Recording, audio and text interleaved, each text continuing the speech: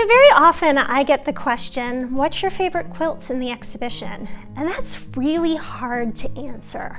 But I must say one of the ones I'm most drawn to is a touching star variant that we have right at the beginning, is because this says so much in my mind about what we think of when we think of quilting.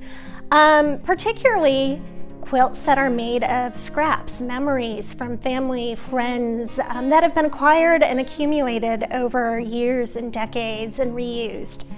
This is actually not very true for many quilts, particularly in the 18th and early part of the 19th century, though it became truer post-1850.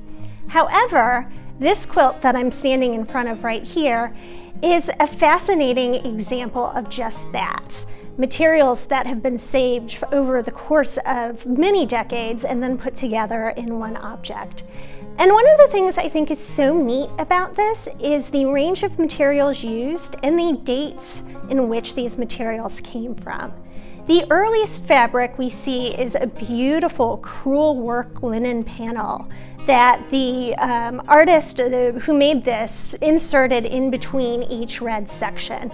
And this crewel work panel very likely came from a dress that dated back to about 1750.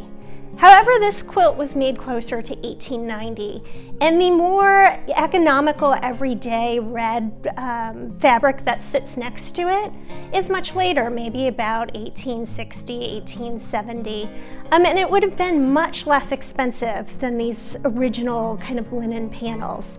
So in this quilt, you see not only a range of time, but you see a range of kind of economical concerns as well. And I wish I knew more about where it came from or who made it, because I think this has such a fascinating story to tell.